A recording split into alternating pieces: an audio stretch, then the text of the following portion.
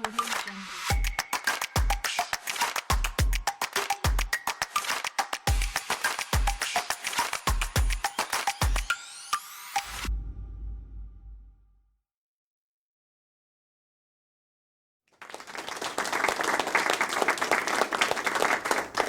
afternoon.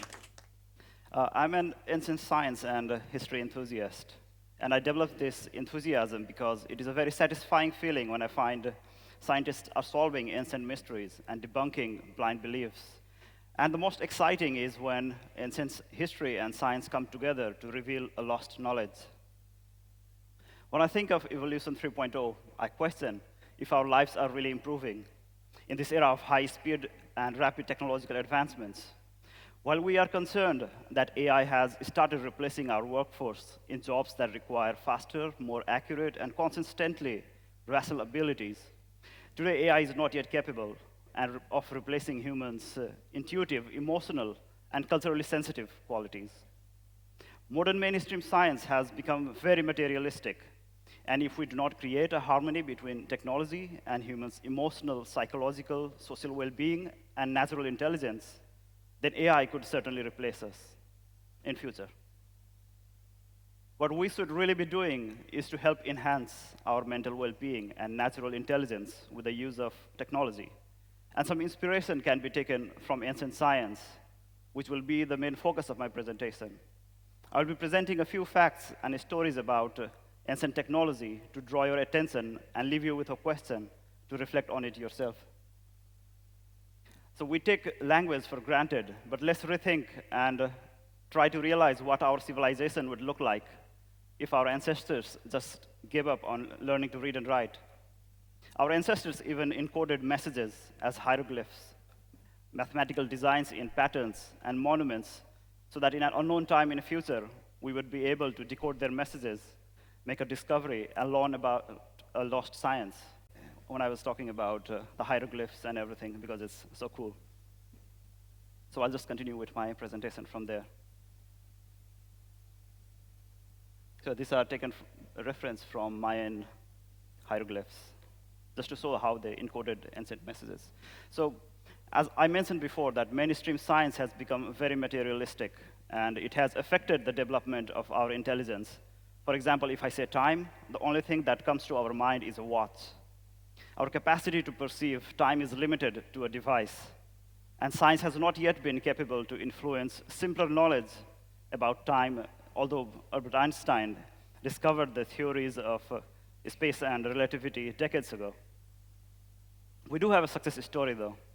For example, thousands of years ago, since thousands of years, humans were riding horses and chariots, and once an electric motor was invented in 1834, within the next 150 years, we developed sophisticated technologies for cars, flying machines, and even became capable of flying to space and the moon.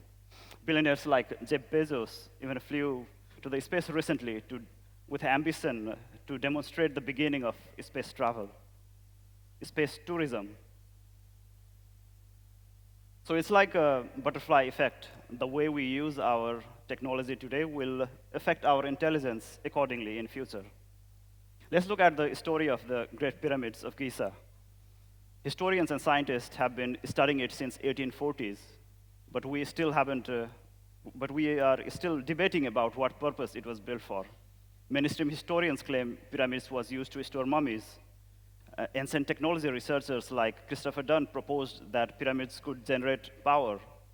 And researchers from Itmo University even presented a detailed report and concluded pyramids resonate to a particular sound wave and can generate electromagnetic energy.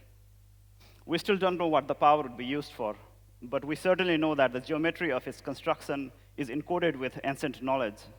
One of the most interesting facts about the pyramid is its geographical location, that is 299792 degrees north, which is also the same number as the speed of light in a vacuum, that is 299792 kilometers per second. So scientists have not yet figured out the practical significance of the geographical location and the speed of light. But imagine what we could achieve if such hidden messages in the construction of pyramid were once decoded. Let's take another example of Antikythera mechanism, a device which was found in an ancient shipwreck near Antikythera Island in 1901. And scientists in 2008 from a team from Cardiff University studied it using X-rays.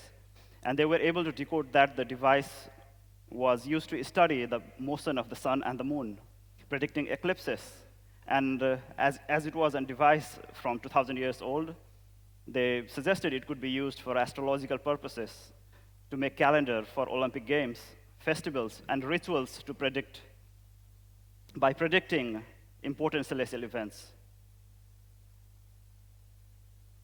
Similar cultures of constructing monuments and astronomical devices are found in civilizations all around the world, like the Babylonians, Egyptians, South Asian, Mayan, Chinese, Persian, and so on. Modern science have incorporated astronomy, but has debunked astrology and called it a pseudoscience because they didn't find any effect of the celestial objects on our mind and body. So is astrology also a lost science that was related to our mental well-being, and then we lost the knowledge? So my point is, ancient science was so much concerned about mental well-being of humans. Nikola Tesla once said, if you want to find secrets of the universe, think in terms of energy, frequency, and vibration. Ancient people were aware of such technologies, and among many lost sciences, we did manage to preserve some technologies in form of cultural practices to demonstrate it, like the singing bowls. It is an ancient culture that was preserved by the Himalayan communities of Nepal and China. And sound equipment of similar nature also existed in different cultures, like the didgeridoo of Australian Aboriginal peoples, healing balls of Iran, bells of South Asia, drums in Africa, and so on. At present, scientists have started studying the possible mechanics of effects of sound vibration on human health. Also, an observational study was done at the California Institute of Human Science with 62 people, and they demonstrated that people do have positive effects of sound vibration. And it worked really well for their meditation, for their mood, anxiety, pain, and spiritual well-being. We can also listen to it and have a first-hand experience of how uplifting it feels. Until recently, singing bowl was not considered of any scientific value because, like I said, modern science does not place mental well-being in priority. We are addicted to creating technologies that are visually spectacular and valuable as a commodity.